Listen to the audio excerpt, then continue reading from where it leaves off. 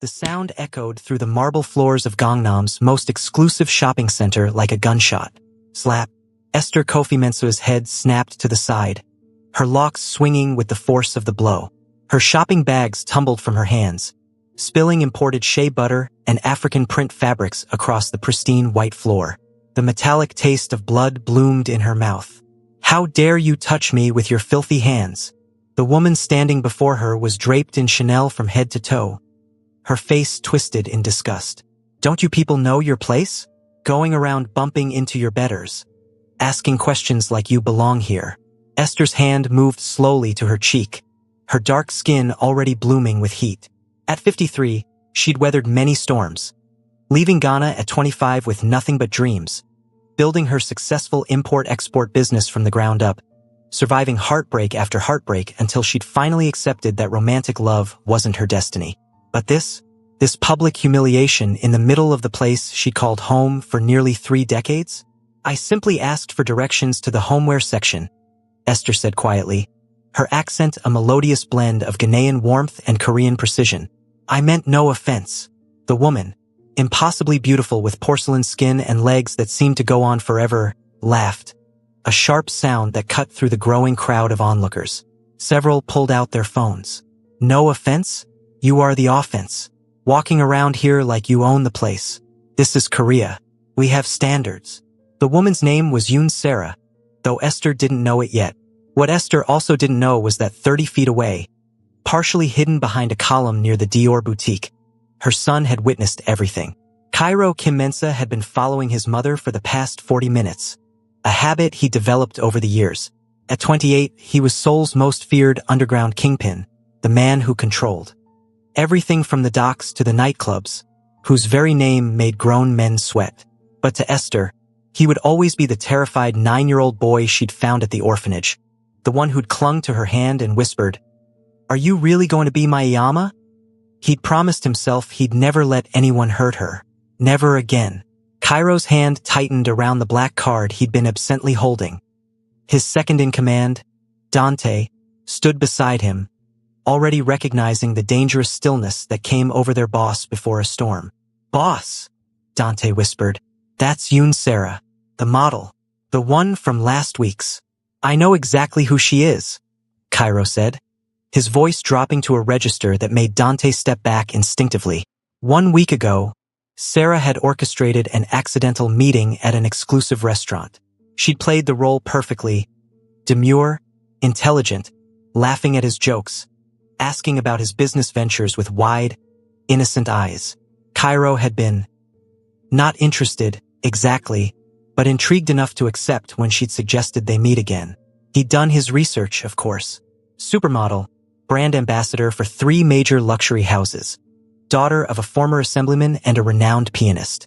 Clean record, pristine reputation. Apparently, he hadn't dug deep enough. The crowd around his mother was growing. Esther had bent to gather her scattered belongings, her movements careful and dignified despite the trembling in her hands.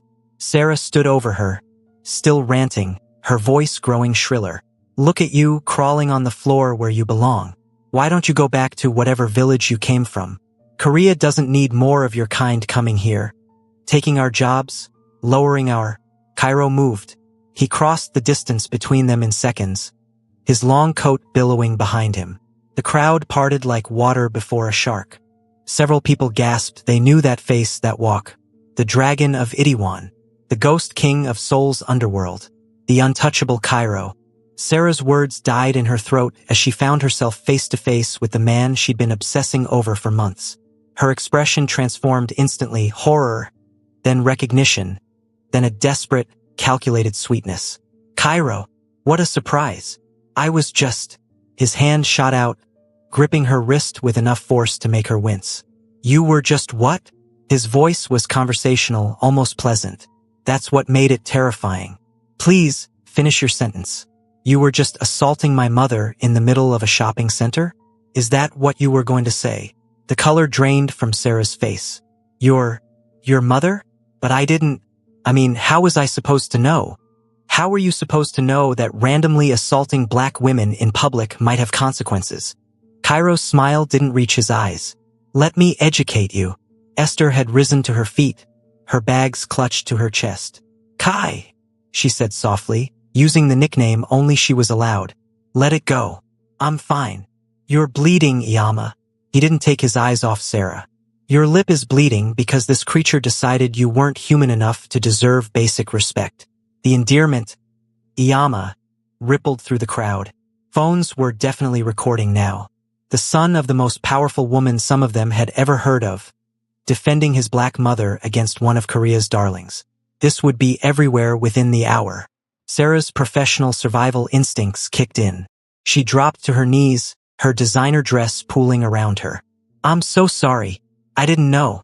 Please, Cairo, I made a terrible mistake. I was stressed. I wasn't thinking. You weren't thinking when you struck my mother, Cairo said coldly. But you were thinking clearly enough to launch into a racist tirade. Interesting how that works. Esther stepped forward, placing a hand on her son's arm. Up close, Sarah could see the older woman properly for the first time. High cheekbones, skin like polished mahogany, eyes that held both pain and an unsettling amusement. She was wearing a simple but elegant outfit, clearly expensive if you knew what to look for, which Sarah did. This wasn't some random woman. This was someone who belonged here as much as anyone. Get up, child, Esther said, her voice carrying the particular tone of a woman who'd raised a stubborn boy into a powerful man. Groveling on the floor helps no one. It certainly doesn't undo what you've done. Sarah scrambled to her feet, tears streaming down her carefully made-up face. Please, I'm begging you. I'll do anything. I'll apologize publicly. You'll come to my house, Esther interrupted, surprising everyone, including Cairo. For the next 2 weeks, every evening after your shoots and appearances, you'll come to my home. You'll help with chores. You'll sit at my table. You'll learn what you clearly were never taught. Iyama, Cairo said, warning in his voice. She doesn't deserve. This isn't about what she deserves. Esther's eyes were sharp as she studied Sarah. This is about what she needs. Look at her, Kai. Really look.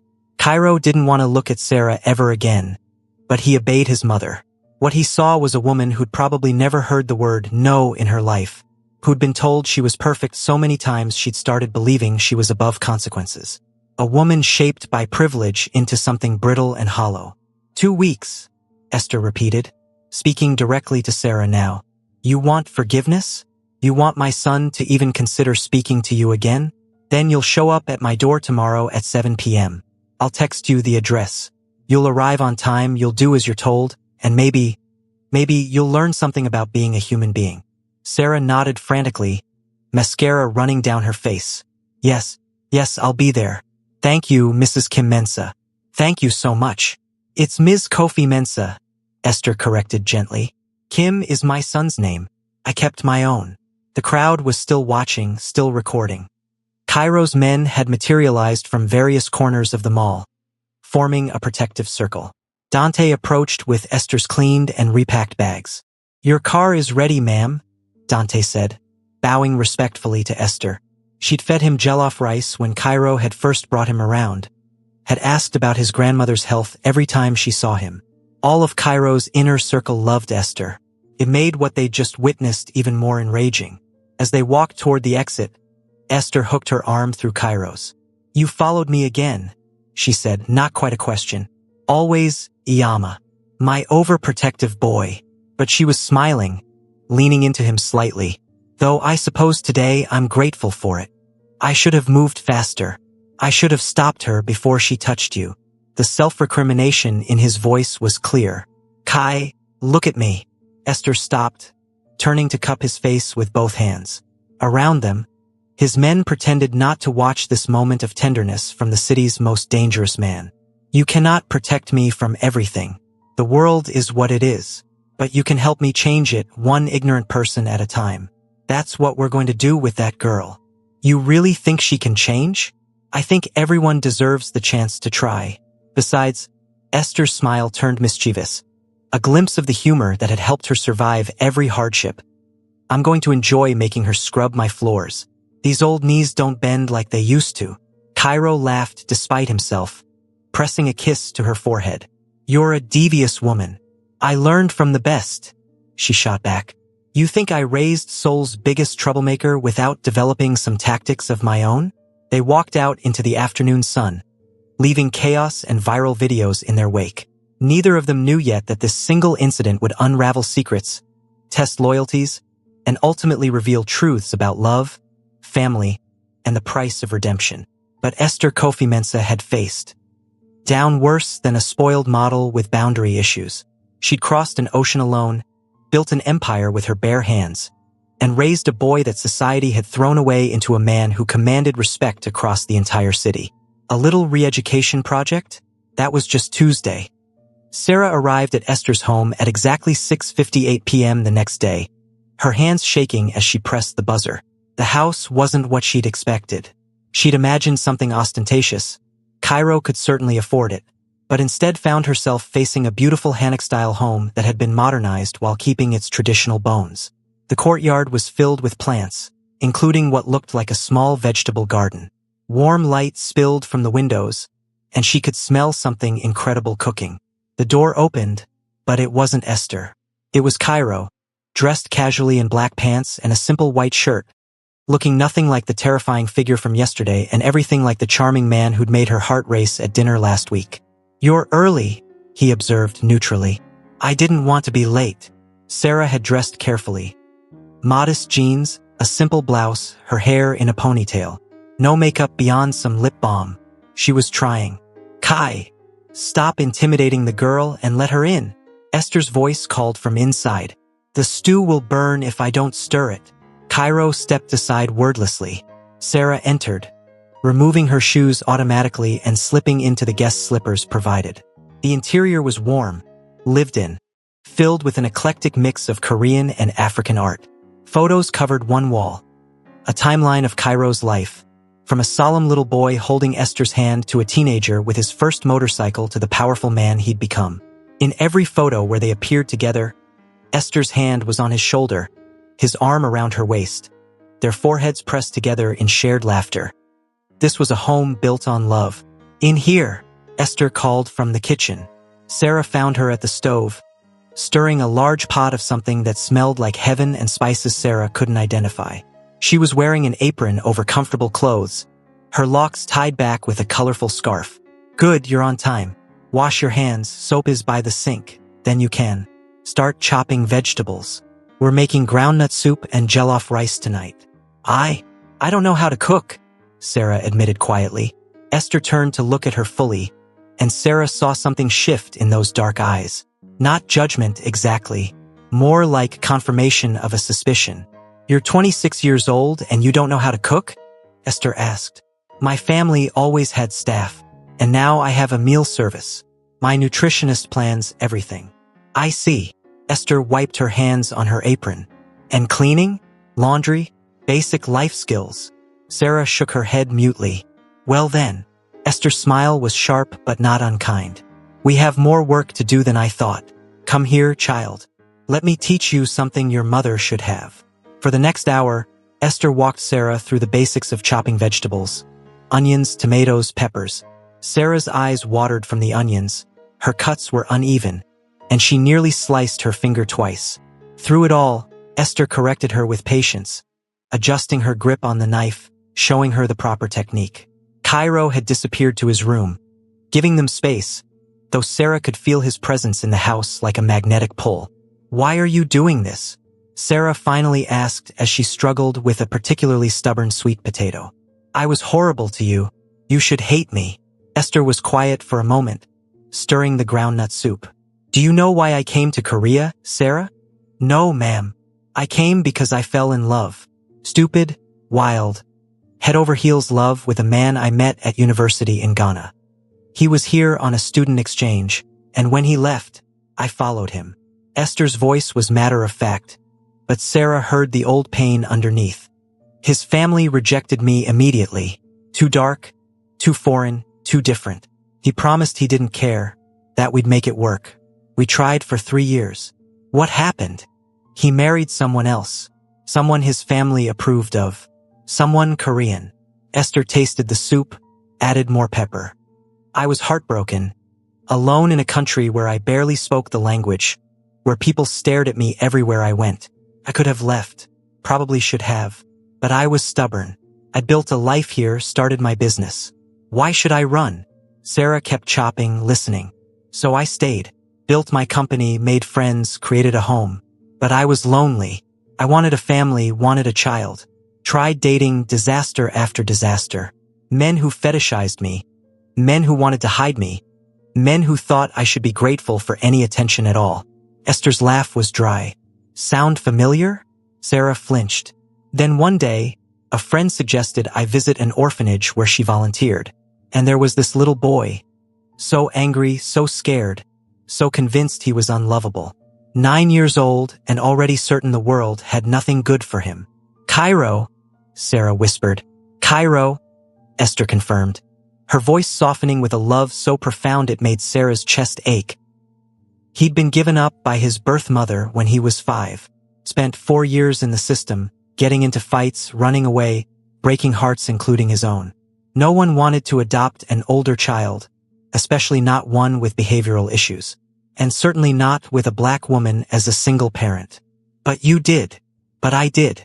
Best decision of my life. He was my son from the moment he grabbed my hand and asked if I was real. Esther turned to face Sarah fully. Do you know what he asked me that first night, after I'd taken him home? Sarah shook her head. He asked if I was going to send him back when he messed up. Not if he messed up. When? Because everyone always had. Esther's eyes glistened. So I told him the truth. I said, Kai, you can break every dish in this house. You can paint the walls purple. You can bring home every stray cat and soul. I will always be your Yama. That's what family means. We don't give up. The kitchen fell quiet except for the bubbling of the soup. You're wondering why I'm telling you this, Esther said, reading Sarah's expression. It's because I see that little boy in you. Not the anger, you have different demons. But that certainty that you don't have to try, don't have to grow, because either people will love you as you are or they're not worth your time. That's not. Sarah started to protest, then stopped. Wasn't it, though? Hadn't she coasted through life on her looks and family name, never having to work for anything, never facing real consequences? Your parents failed you, Esther continued, returning to her cooking. They gave you everything except the tools to be a good person. That's not entirely your fault. But what you do now, how you choose to grow from this, that's all you. I don't know how, Sarah admitted, tears starting to fall. I don't know how to be different. That's why you're here. Finish those vegetables, then you'll help me set the table. After dinner, you'll wash the dishes, I'll teach you how. Then tomorrow you'll come back and we'll do it again. And the day after that. Until you start understanding that being human isn't about being perfect or beautiful or powerful. It's about showing up, doing the work, and treating people with dignity even when no one's watching. The front door opened, and voices filled the hallway. Sarah recognized Dante's laugh, followed by others. Cairo's inner circle, she realized. The most dangerous men in Seoul, coming for dinner at his mother's house like a bunch of college students. Yama, we brought dessert, Dante called. That bakery you like in Hongdae. You spoil me, Esther called back, but she was smiling. Sarah, put those vegetables in the bowl and help me carry dishes to the table. My boys eat like wolves. We'll need everything. The dinner that followed was unlike anything Sarah had ever experienced. 8 people crammed around Esther's table. Cairo, Dante, and 5 other men whose names she struggled to remember. They ate with enthusiasm, praising Esther's cooking, arguing good-naturedly about football and business, treating her with a reverence that went beyond respect into something almost sacred. And they completely ignored Sarah. Not cruelly, they weren't rude. But they didn't include her in conversation, didn't ask her questions, didn't acknowledge her presence beyond basic politeness.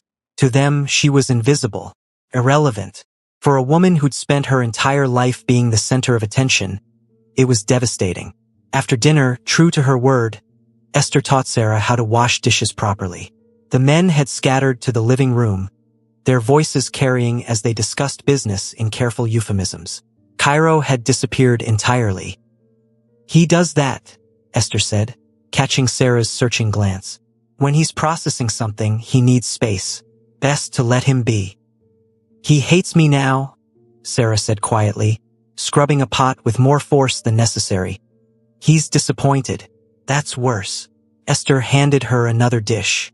Cairo doesn't hate easily, but he doesn't forgive easily either, especially when it comes to me. You struck the one person in this world he would die for. Did you think there wouldn't be consequences? I didn't think at all. That's the problem. Sarah's hands stilled in the soapy water. I saw a black woman and I just reacted, like I'd been taught to react, like I'd seen my parents react. It was automatic. And that, Esther said firmly, is exactly what we're going to break. Automatic prejudice, automatic cruelty, automatic assumption that you're better than someone because of how they look.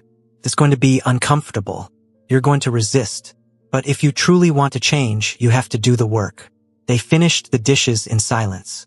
When everything was clean and put away, Esther walked Sarah to the door. Same time tomorrow, she said. We'll work on laundry and meal planning. Ms. Kofi Mensah, Sarah started, then paused. Thank you for not just destroying me. You could have, Cairo could have, after what I did. What I said, you'd have been justified. Destruction is easy, Esther replied. Building something better that takes real strength. Let's see if you have it. After Sarah left, Esther found Cairo on the balcony of his old room, smoking a cigarette and staring out at the Seoul skyline. You should quit those, she said, joining him. You should let me handle Sarah my way, he countered. But there was no heat in it. Which would be exile, professional destruction. Maybe have Dante arrange for her to find out exactly how unpleasant I can be when someone hurts my family. Very measured and reasonable, Esther said dryly. She took the cigarette from his fingers and stubbed it out. This is better. Trust me. She doesn't deserve your kindness.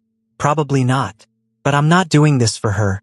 Kai, I'm doing it for you. Esther took his hand, lacing their fingers together. You carry so much anger, my son. About your birth mother, about the system, about every person who looked at us and saw something wrong. If I let you tear apart everyone who shows prejudice, you'll spend your whole life destroying. I want better for you. Cairo was quiet for a long moment. What if she doesn't change? What if this is all an act to get close to me? Then we'll know and we'll handle it. But I don't think it is. I think she's a spoiled girl who's never been challenged. The question is whether there's anything underneath the spoiling worth saving. And if there is, what then? Esther smiled, knowing what he was really asking. Then she'll be a better person who learned an important lesson. That doesn't mean you have to date her, Kai.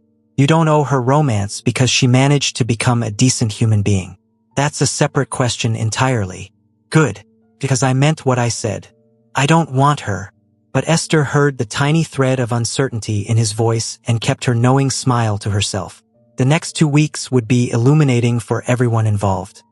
By the end of the first week, Sarah had learned to cook 3 dishes, properly clean a bathroom, and operate a washing machine. She'd also learned that Esther was funny, wickedly, devastatingly funny, with a talent for gentle mockery that left Sarah laughing at herself. No, child, Esther said, watching Sarah attempt to fold fitted sheets. You're treating it like it's personally attacking you. Be gentle but firm. Like disciplining Cairo when he was 13 and thought he was too cool for school. Did that happen often? Sarah asked, grateful for any glimpse into Cairo's past. Every other week between ages 13 and 16. That boy tested every boundary I set. Esther demonstrated the folding technique. One time he came home with a tattoo. 14. I made him sit through a 3-hour lecture on respecting his body and then took him to get it properly covered with something meaningful instead of whatever symbol his friends thought was cool. What did he get? Esther's smile turned soft. My name, in a canned script, the language of my people, right over his heart. Said if he was going to mark himself permanently, it should be with the only thing that was actually permanent in his life. Sarah felt tears prick her eyes. This love between them, this bond, it was everything her own family had never been. My parents never even knew what I was doing half the time, she admitted, struggling with the sheet. They were always traveling, always at events. I was raised by nannies and tutors who were paid to agree with me. The first time I ever heard the word no was from a director when I was 19. I threw such a tantrum they almost dropped me from the campaign. What changed? My agent threatened to quit. She was the only person who'd been honest with me, and I was terrified of losing her. So I behaved. But I never really learned. I just got better at hiding the tantrums. Esther took the sheet from her and folded it properly, then unfolded it, and handed it back. Again, practice makes progress. That evening, Dante arrived early for dinner with news. Sarah had just finished setting the table when he burst in, his expression troubled. "Boss, we have a problem. Your birth mother contacted Minjun. She's asking to meet with you." The temperature in the room dropped 20 degrees. Sarah watched Cairo's face transform from relaxed to absolutely glacial. "No," he said simply. "She says it's urgent. Something about your birth father being sick, wanting to make amends before." I said no. Cairo's voice could have cut glass. "I don't have a birth mother. I have Yama. That woman gave up any claim to me when she left me at that orphanage with nothing but a note saying I was too difficult to handle." Esther appeared in the doorway, wiping her hands on her apron. She'd obviously heard everything. "Kai, don't." He stood abruptly, his chair scraping against the floor. "Don't ask me to forgive her. Don't tell me she was young or scared or desperate. I was 5 years old and she threw me away." "I wasn't going to say any of that," Esther said calmly. "I was going to say that running from this won't make it hurt less. It'll just mean you're running and hurting instead of standing still and hurting. I don't want to see her." "Then don't. But at least read what she has to say. Knowledge is power, my son. Even painful knowledge." The standoff lasted several beats before Cairo nodded sharply and stalked out of the room. Dante followed, leaving Sarah alone with Esther. "Is he okay?" Sarah asked quietly. "No, but he will be." Esther returned to the kitchen, but Sarah noticed her hands were shaking slightly as she stirred the pot. "Some wounds never fully heal. We just learn to live with the scars." Over the following days, Sarah noticed changes in the household dynamic. Cairo was darker, more withdrawn. He snapped at his men, threw himself into work with frightening intensity, and barely ate at dinner. Esther watched him with worried eyes but gave him space, understanding that her son needed to process in his own way. On Sarah's 10th night, she arrived to find the house in chaos. Raised voices came from inside, Cairo and Esther actually arguing. "You can't ask me to do this." Cairo's voice, raw with pain. "I'm not asking you to forgive her. I'm asking you to hear her out, so you can stop carrying this question around for the rest of your life." Sarah hesitated on the doorstep. Dante appeared beside her, looking grim. "Come on," he said. "They need privacy. I'll buy you coffee and explain some things you should know." At the cafe, Dante laid out the truth Sarah had only glimpsed in pieces. How Cairo's birth mother, Yoon Ji-won, had been 17 when she'd had him with a man she refused to name. How she'd struggled for 5 years before leaving him at the orphanage. How she'd gone on to marry well, have 3 other children, build a respectable life. All while Cairo suffered in the system. "He's Seoul's most powerful underground figure," Dante said, stirring his coffee. "But he started as a kid no one wanted. You know why he's so protective of Iyama?" Sarah shook her head. "Because when he was 11, some parents at his school found out she'd adopted him. They started a petition to have him removed, saying it was inappropriate for a black single woman to raise a Korean child. They made his life hell. Made her life hell." Dante's expression hardened. Cairo put 3 of their kids in the hospital. Was expelled. And you know what Iyama did? What? Threw him a party. Told him she was proud he'd defended their family, even if the method needed work. Then she enrolled him in a different school and dared anyone to say something. That's when he decided that anyone who disrespected her would pay. And he's never broken that promise. The weight of what Sarah had done, striking Esther, insulting her publicly, hit her with fresh horror. She'd assaulted the most protected woman in Seoul, not because of Cairo's power, but because she'd earned the fierce love of a man who'd been thrown away by everyone else. "Why are you telling me this?" Sarah asked. "Because in 3 days your 2 weeks are up, and you need to decide what kind of person you're going to be when you walk out of Iyama's house. Are you going to take these lessons and actually change? Or are you going to go back to your old life and pretend this was just a weird blip?" Before Sarah could answer, Dante's phone buzzed. His face went pale as he read the message. "We need to go. Now." They rushed back to find ambulance lights flashing outside Esther's house. Sarah's heart stopped. Inside, they found Esther sitting on the couch, looking annoyed while a paramedic checked her blood pressure.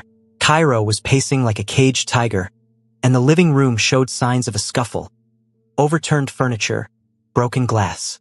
What happened? Dante demanded. Yoon Ji-won happened, Esther said dryly. Decided to show up uninvited with her husband, demanding to see Cairo. When I told them to leave, her husband got aggressive. Tried to push past me. He grabbed her, Cairo corrected, his voice deadly quiet. Put his hands on my mother. So I broke his wrist and 3 ribs before the police arrived. Sarah looked around properly now and spotted them. A woman about Esther's age, beautifully dressed but with tears streaming down her face, and a man in an expensive suit being treated by another paramedic, his wrist at an unnatural angle. Kai, the woman sobbed. Please, I just wanted to talk to you. I wanted to explain. You wanted to ease your conscience? Cairo cut her off. You wanted forgiveness so you can tell yourself you're not the woman who abandoned her 5-year-old son because he was inconvenient. Well, you're not getting it. I was 17. I was scared. Your father. Ji-won gestured at her husband. He was married to someone else when we met. I was a child myself, pregnant and alone. What was I supposed to do? Literally anything except leave a little boy in an orphanage with abandonment issues that would take years of therapy to even begin to address. Cairo shot back. Anything except build a perfect life with a perfect family, while I convinced myself I was unlovable garbage. You're not garbage, Ji-won whispered. You never were. I was wrong, I was cowardly, I made terrible choices. But I want to make it right. I want to know my son. The room fell silent except for the crackle of police radios outside. Esther stood slowly, waving off the paramedic. She walked to where Ji-won sat and looked down at her with an expression Sarah couldn't quite read. You don't get to know him, Esther said quietly. That privilege is reserved for people who showed up, who did the work, who loved him when he was difficult and angry and convinced the world hated him. She paused. But he deserves to know why. Not your excuses, not your justifications. The truth, whatever it is. She turned to Cairo. 5 minutes. Hear her truth. Then she leaves and you can decide if you ever want contact again. But this question mark hanging over your life, it needs to end. The 5 minutes turned into 20. Sarah, Dante, and the others waited outside with Esther while Cairo listened to his birth mother finally explain. The husband, his birth father apparently, had been a married assemblyman carrying on an affair with a teenager. When Ji-won got pregnant, he'd panicked and cut her off. She tried to raise Cairo alone but had been disowned by her family, struggled with poverty and depression. When the assemblyman's wife died and he'd come back into her life offering marriage and legitimacy, she'd convinced herself that Cairo would be better off in the system than in their shameful secret. She was wrong, Esther said flatly when Ji-won finally left, looking shattered. She was selfish and cowardly, but at least now he knows. Cairo emerged looking exhausted but somehow lighter. I don't forgive her. Maybe I never will. But knowing why, it helps. A little. Esther pulled him into a hug, and Sarah watched this complicated, dangerous man melt into his mother's arms like a child seeking comfort. You were never unwanted, Esther murmured. Not by me. Never by me. I know, Yama. I know. The next evening was Sarah's last mandatory visit. She'd learned more in 2 weeks than in 26 years of life. How to cook, clean, think about others. But more importantly, she'd learned about real love, real family, real strength. She arrived with flowers, not expensive roses, but bright African daisies she'd found at a market Esther had mentioned. For your garden, Sarah said, presenting them. I wanted to give you something that would last. Esther's smile was warm. You've done well, child. I'm proud of the work you've put in. I want to keep coming, Sarah blurted out. Not because I have to, because I want to. Once a week, maybe, to learn more recipes, to talk, to... She trailed off, uncertain how to articulate this feeling of having found something she'd been missing her whole life. You want family, Esther said gently. Real family, who sees you for who you are and loves you anyway. Yes, Sarah whispered. Then you're welcome here, as long as you continue growing. As long as you're genuine. That night, Cairo joined them for dinner, the first time in days. He looked at Sarah properly for the first time since the mall incident. "You're different," he observed.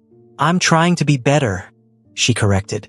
"It's going to take more than 2 weeks to undo 26 years of being terrible." "Honesty. That's new. Your mother taught me that lies only protect the ego, not the soul." Cairo's lips quirked. She does have a way with words. They ate Esther's fish stew, and conversation flowed more easily than Sarah had expected. But there was no romance in the air, no second chances at the date they'd once had.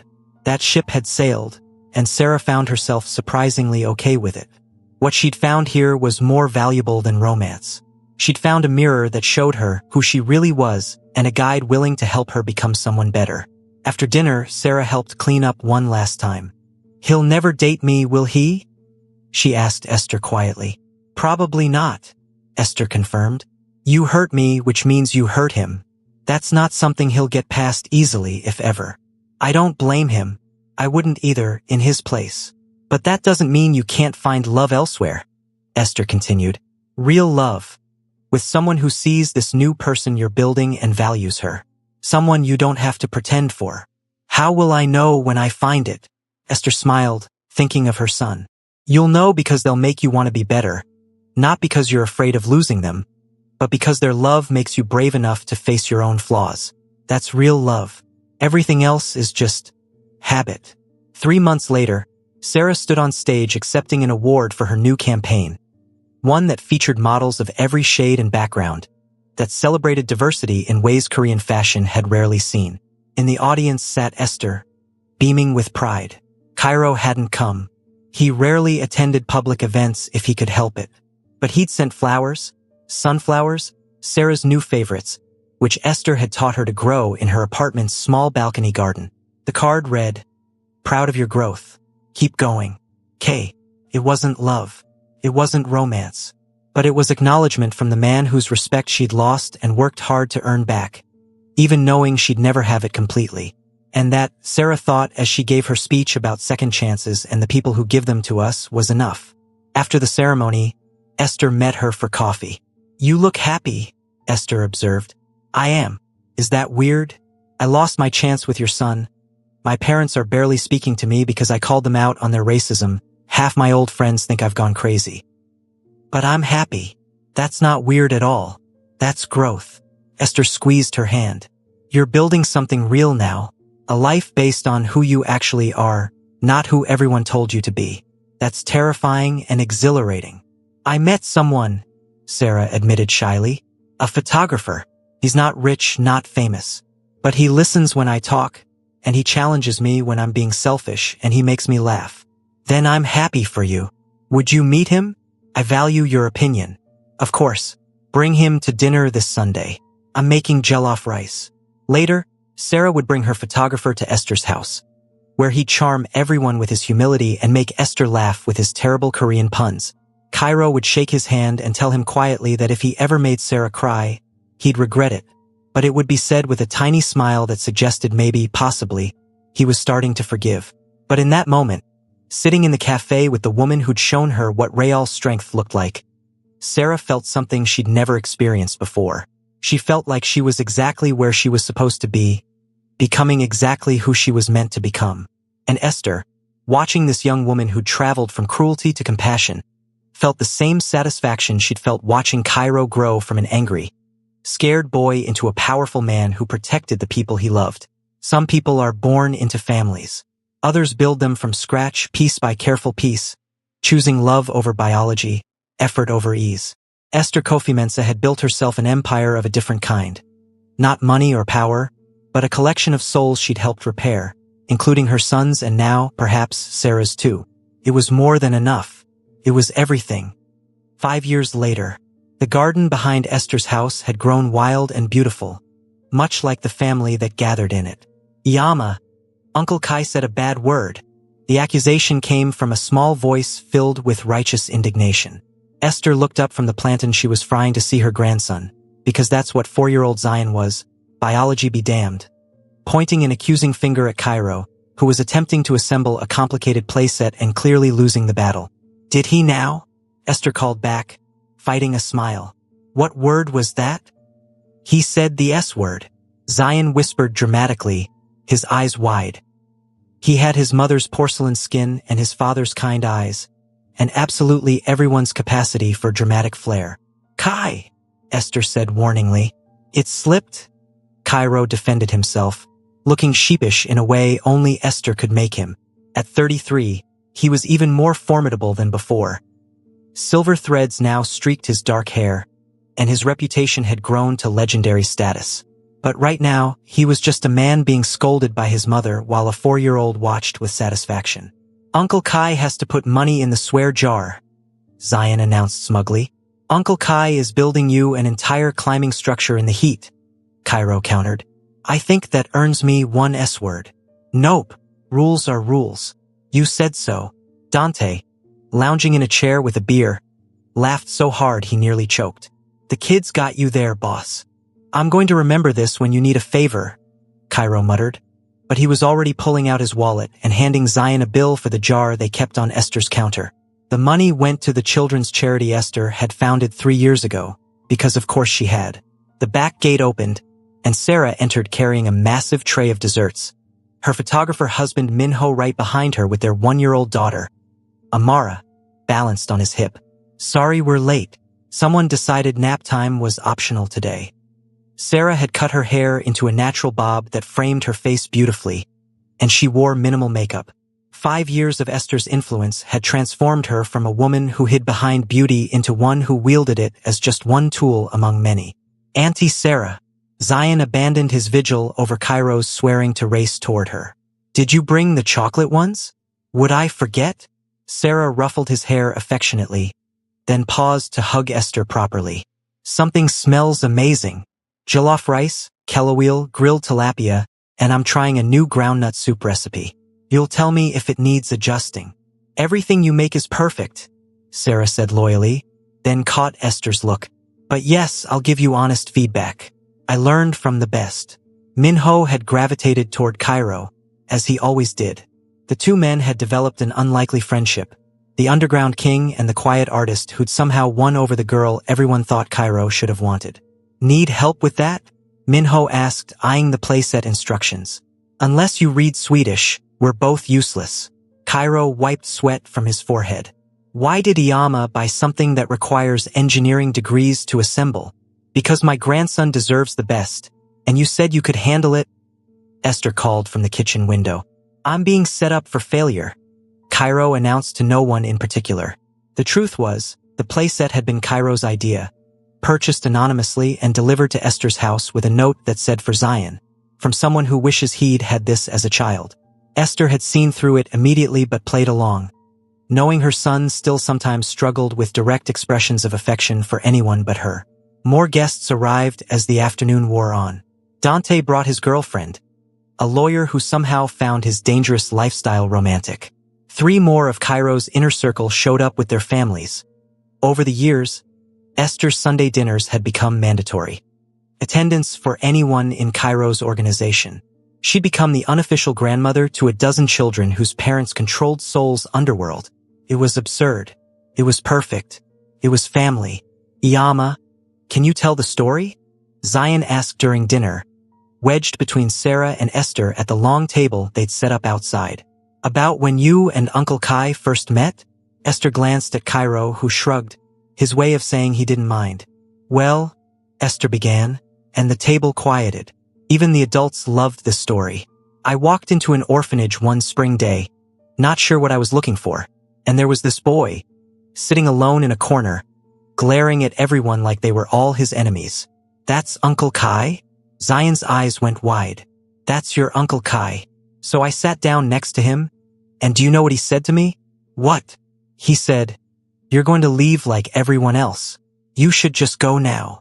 Esther's voice softened with memory. So I told him I'd just gotten there and wasn't going anywhere until I'd at least had some juice. We sat there for 2 hours, not talking, just existing together. And when I got up to leave, he grabbed my hand. Cairo was looking down at his plate, but Sarah noticed his jaw was tight with emotion. He asked if I was real, Esther continued, if I would come back. So I promised I would. And I did. Every day for 2 weeks until the paperwork went through and I could bring him home. And then you were a family, Zion concluded, satisfied with the ending he'd heard a dozen times. Then we were a family, Esther confirmed. The best family I could have asked for. After dinner, as the adults lingered over drinks and the children played, Sarah found herself alone with Cairo for the first time in months. He'd been traveling, expanding operations into new territories, becoming more myth than man to most of Seoul. You're good with Zion, he observed, watching her son chase fireflies with Amara toddling after him. He's easy to love. Like his uncle. She paused. I never thanked you properly. For the flowers at my wedding. For accepting Minho. For not making it weird. You became a better person. That was always the goal. Cairo sipped his whiskey. Though I'll admit I didn't think you'd actually do it. Most people don't change. Most people don't have your mother as a teacher. Sarah looked toward the kitchen where Esther was holding court, telling some story that had everyone laughing. She saved my life, Kai. Not from you, but from myself. She has a habit of doing that. They stood in comfortable silence for a moment. Do you ever regret it? Sarah asked quietly. Choosing this life? The violence, the danger. Cairo considered the question seriously. I regret the necessity of it. But I don't regret protecting what's mine. This city tried to crush me, tried to crush her. Now we're the ones who decide who gets crushed. He glanced at her. Does that make me a monster? It makes you human. Flawed, complicated, but human. Sarah smiled. Your mother taught me that too. Nobody's just one thing. Later, after the guests had left and the dishes were done, Esther found Cairo sitting on her porch, smoking despite her protests. Those will kill you, she said, settling into the chair beside him. So will a dozen other things in my line of work. At least this one tastes good. Charming. But she didn't push it. Pick your battles had always been her parenting philosophy. Zion loved the playset. It's not from me. Of course not. Just like the new roof wasn't from you, and the car wasn't from you, and the fully funded scholarship program for adoptive single parents isn't from you. Cairo's lips twitched. Anonymous donations. Could be anyone. My mysterious benefactor who happens to have the same handwriting as my son. They sat together, watching fireflies dance in the garden Esther had built from nothing, just like she'd built everything else in her life. I got a call today, Cairo said. Eventually. G1. She's sick.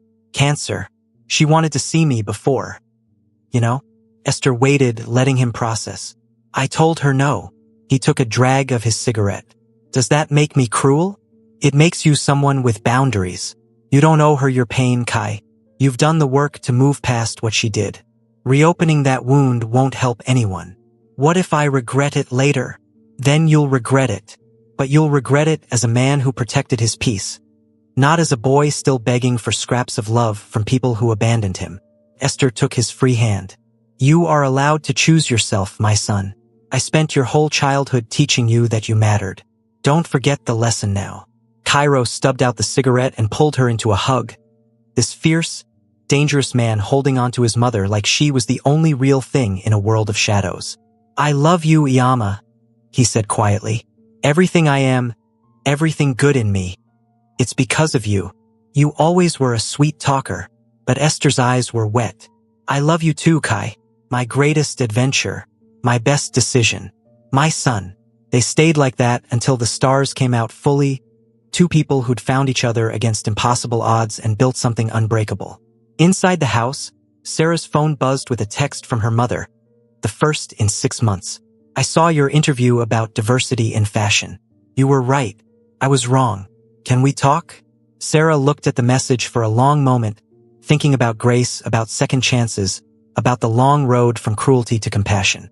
She thought about Esther, who'd given her those chances when she didn't deserve them. She typed back, Sunday dinner, 5 p.m. Bring Dad. My second mom wants to meet you both. Because that's what Esther had become. Not a replacement for the parents who'd failed her, but an addition. The mother who taught her what maternal love actually looked like. In her bedroom, Esther's phone glowed with a message from the adoption agency. Another single woman inquiring about older children, scared and hopeful in equal measure. Esther smiled and began typing her response. ready to share the wisdom she'd earned through decades of loving fiercely and refusing to give up. "The road won't be easy," she wrote, "but the best things never are. If you're ready to do the work, to love without conditions, to show up even when it's hard, then you're ready to be someone's whole world. Just like they'll become yours." She hit send and looked at the photo on her nightstand. Her and Cairo at his high school graduation, both of them grinning despite the principal's obvious disapproval of her presence. They'd faced down the world together and won. Now she got to help others do the same. Outside, Seoul glittered with possibility. In this house, in this garden, in this family built from choice rather than blood, love had won. It always did when you fought hard enough for it. And Esther Kofi Mensah had never known how to do anything but fight. Hello besties, in this story we learned that family isn't found in blood, it's built through unconditional love, accountability, and the courage to grow. Besties, true strength lies in transformation, not perfection. Sarah's journey shows that acknowledging our flaws and doing the hard work to change is more powerful than maintaining a flawless image. Besties, love isn't about finding perfect people, it's about choosing imperfect people and helping each other become better every single day. Thank you so much for watching. Can you like, subscribe, and share?